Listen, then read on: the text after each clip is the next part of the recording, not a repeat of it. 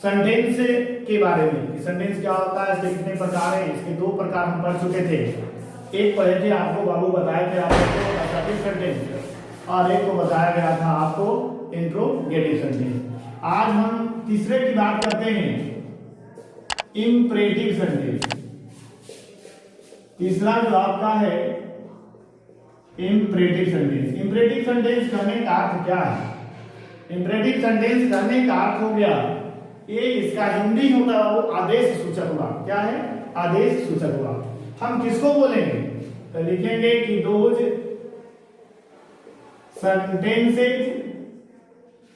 sentences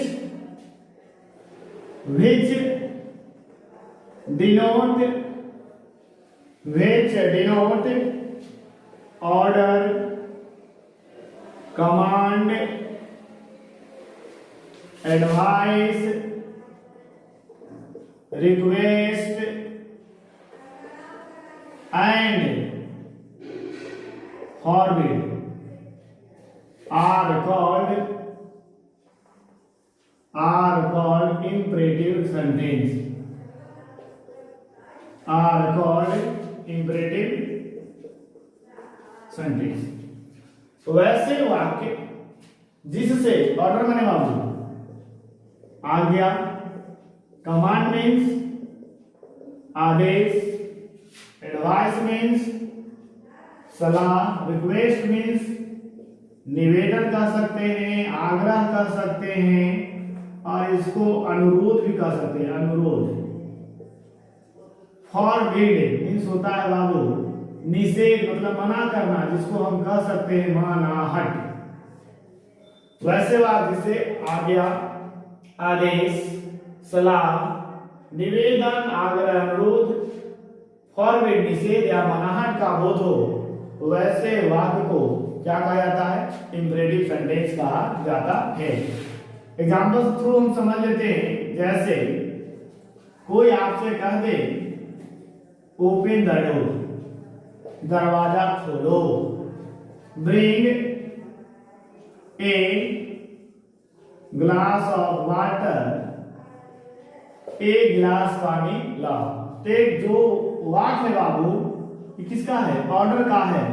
इसको हम ये भी कह सकते हैं कमांड, आदेश सूचक वाक्य। ऐसे ऑर्डर ही है लेकिन कमांड भी कहना यहाँ पर गलत नहीं होगा। लेकिन जब अलग अलग दोनों पढ़ेंगे तो दोनों में माइनर डिफरेंस है छोटा सा।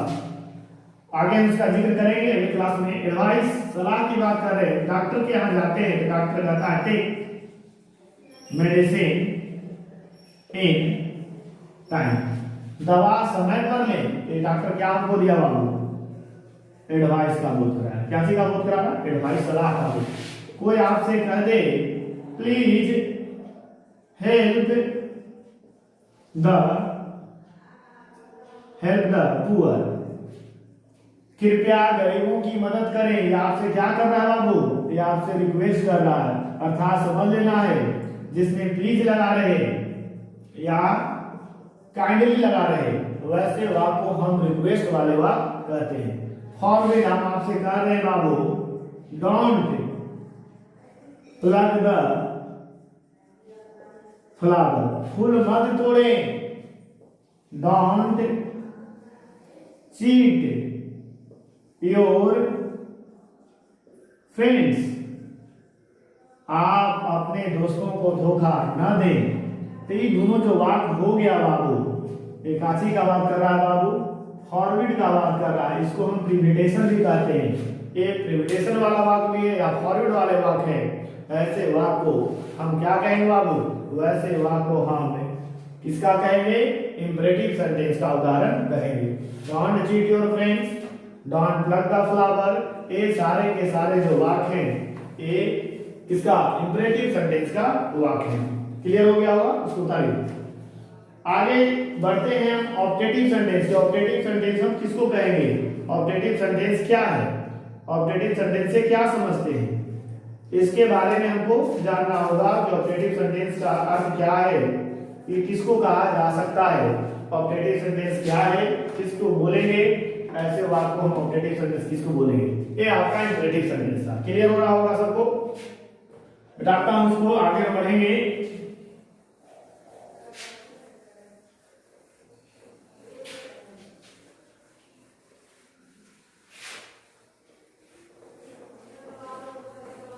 देखते हैं आगे ऑप्टेटिव सेंटेंस। चौथा आपका है ऑप्टेटिव सेंटेंस। देखिए OPTATIVE ऑप्टेटिव सेंटेंस। हिंदी इसका होता है बाबू इच्छा सूचक वाक्य। इंपरेटिव बता दिया आपको, वो था आदेश सूचक वाक्य, इच्छा सूचक। तो इसको भी लिखेंगे those sentences which denote bless, which denote bless curse में बाबू अभिशाप, विश इच्छा, एंड वैसे वाक्य जिससे काची का बोध हो जाए, आशीर्वाद का, अभिशाप का, इच्छा का और प्रेम are called optative sentence, are called optative sentence. वैसे वाक्य जिससे आशीर्वाद, अभिशाप, इच्छा और प्रार्थना का बोध हो, वैसे वाक्य को हम ऑप्टेटिव सेंटेंस आदेश क्या कहें, इच्छा सूचक वाक्य हम कहते हैं। एग्जाम्पल के थ्रू समझ लेते हैं। सच में मे गॉड हेल्प यू, भगवान तुम्हारी मदद करें। गॉड सेव द किंग, भगवान राजा की रक्षा करें। May you die of fever, तुम बुखार के कारण क्या हो जाओ, मर जाओ। देखिए यहां पे ऑप्टेटिव सेंटेंस सबसे अच्छा पहचानने का तरीका क्या, लास्ट में हमेशा नोट ऑफ एक्सक्लेमेशन का चिन्ह रहेगा, है लिखा हुआ बाबू। इससे पता जाए अधिकांश मोस्टली वाक्य होगा, अधिकांश जो वाक्य होगा ऑप्टेटिव सेंटेंस का वह मे से शुरू होगा। यदि मे नहीं होगा तो लास्ट में ऑप्टेटिव सेंटेंस जरूर होंगे।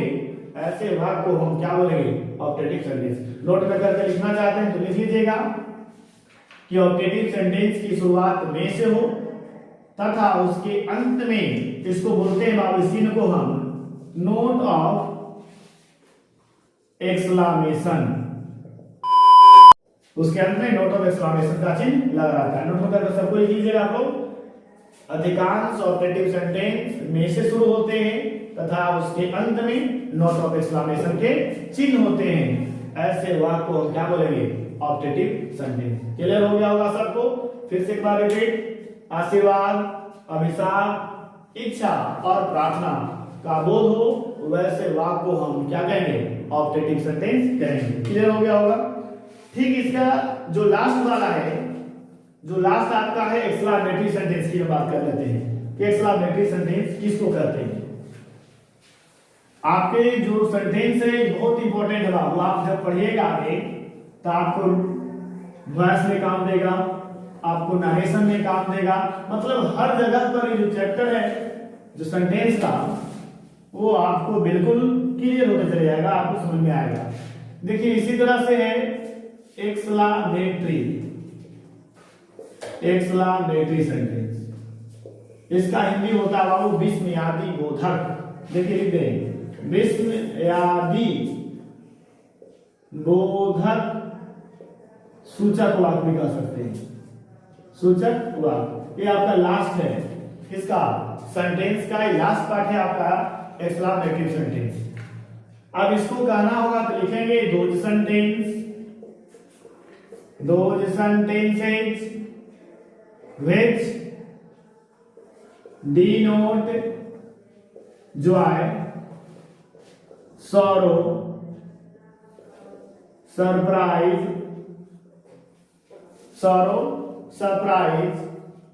anger, contempt, abuse and regret are called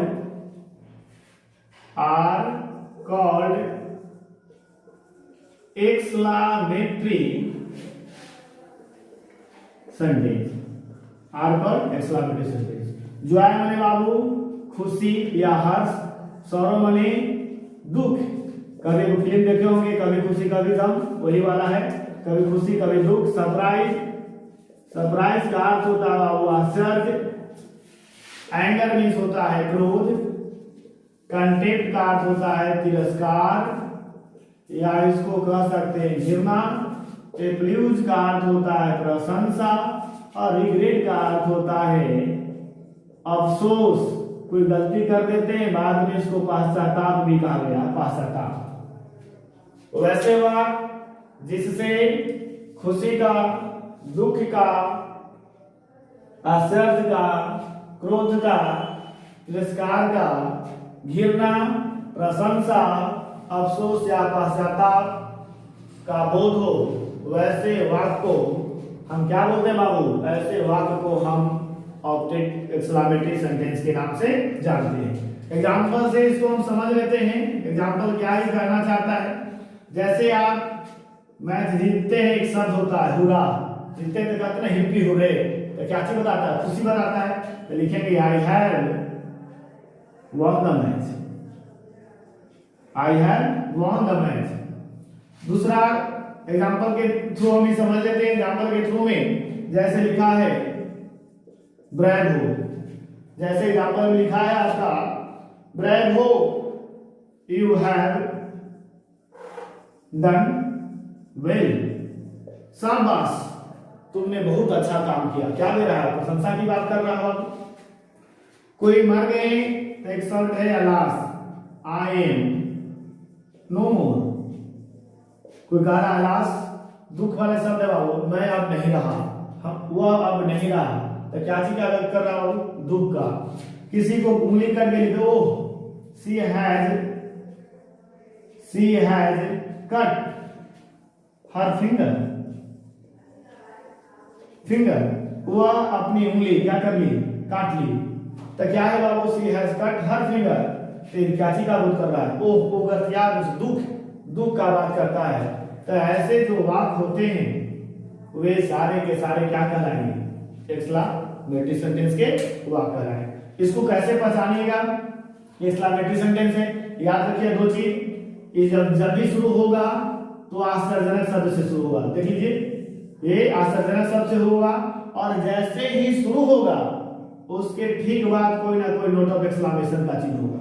note of exclamation note करके सबको लिख लेना है कि एक्सक्लामेटरी सेंटेंस की शुरुआत आश्चर्यजनक शब्द से होता है और ठीक उसके बाद नोट ऑफ एक्सक्लामेशन का चिन्ह रहता है। वैसे वाक्य को हम क्या बोलेंगे? एक्सक्लामेटरी सेंटेंस बोलेंगे। दूसरा एक बात एक और यहाँ पर समझ लेना है कि दो और शब्द हैं जो एक्सक्लामेटरी सेंटेंस के उदाहरण हो सकते हैं या एक्सक्लामेटरी सेंटेंस के वाक्य हो सकते हैं। कौन कौन ऐसा शब्द है आप जानते होंगे, लेकिन उसको हम डब्ल्यूएच शब्द के नाम से जानते हैं। लेकिन नहीं, वह डब्ल्यूएच शब्द के अलावा वह क्या है? दो और शब्द। जैसे देखिए व्हाट और हाउ, नोट करके लिख लीजिएगा। व्हाट हाउ भी एक्सक्लामेटरी वाले शब्द हैं। इसका प्रयोग यदि एक्सक्लामेटरी के रूप में किया जाए तो उसके अंत में नोट ऑफ एक्सक्लामेशन का चिन्ह होगा। एग्जांपल देख लीजिए, कोई लड़की जाती जाती है, बोल देते हैं what is a beautiful girl, या छोड़िए इतने बोलिए व्हाट ए ब्यूटीफुल गर्ल। इतने बोलते व्हाट ए ब्यूटीफुल गर्ल, यह कितनी सुंदर लड़की है। तो क्या वेट कर लिए? आश्चर्य। तो देखिए व्हाट से शुरू होगा ए ब्यूटीफुल और यहाँ पर फुल स्टॉप नहीं होगा बाबू, ए नोट ऑफ एक्सक्लामेशन का चिन्ह होगा। जैसे कहते हैं हाउ, एक दूसरे एग्जांपल के थ्रू हम समझ ले। तो एग्जांपल में हम कह दें कि how dark the night is. देखिए कितनी अंधेरी रात है। हाउ से शुरू हो रहा और नोट ऑफ एक्सक्लामेशन का चिन्ह है। कितनी अंधेरी रात है। तो क्या है बाबू? एक्सक्लामेटरी सेंटेंस का उदाहरण है कि नहीं है? तो एक्सक्लामेटरी सेंटेंस का उदाहरण हो गया। कोई कहता है व्हाट एन आइडिया,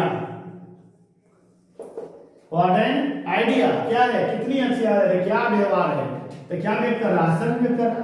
तो ऐसे वाक्य को भी हम एक्सक्लेमेटरी सेंटेंस के रूप में आते हैं। नोट में 2 को लिखना है। पहला लिख लीजिएगा कि एक्सक्लेमेटरी सेंटेंस की शुरुआत हमेशा आश्चर्यजनक शब्द से होता है और आश्चर्यजनक शब्द के ठीक बाद नोट ऑफ एक्सक्लेमेशन का चिन्ह होता है। दूसरा लिखना है व्हाट हाउ का भी प्रयोग एक्सक्लेमेटरी सेंटेंस के रूप में किया जाता है और इसके वाक्य के अंत में नोट ऑफ एक्सक्लेमेशन का चिन्ह रहेगा। तो व्हाट हाउ को भी हम एक्सक्लेमेटरी सेंटेंस का उदाहरण मान सकते हैं। सोच सकते हैं व्हाट और कैसे हो गया एक्सक्लेमेटरी सेंटेंस। तो आप किसी घर में घटना घट जाए तो वहां पर हम और आप पहुंचते हैं तो 2 चीज जानने की कोशिश करते हैं। सबसे मुंह से पहला सवाल आपसे निकलेगा क्या हुआ। जब ही पता हो गया कि क्या हुआ तब दूसरा चीज पूछते हैं कि कैसे हुआ। ये 2 ही शब्द है, क्या हुआ और दूसरा कैसे हुआ। तो ये क्या बतलाता है, ये दोनों के दोनों जो शब्द बतलाता है वो क्या है, एक्सक्लेमेटरी सेंटेंस के सुधार। ये आपको 5 प्रकार के सेंटेंस थे, 5 हमने पढ़ा। नेक्स्ट क्लास में हम पढ़ेंगे कि कंस्ट्रक्शन के अनुसार अकॉर्डिंग टू कंस्ट्रक्शन वाक्य कितने प्रकार के होते हैं, उसके कौन कौन से रूप हैं, वह उसका परिभाषा क्या है, वह नेक्स्ट क्लास में क्या करेंगे, पढ़ेंगे।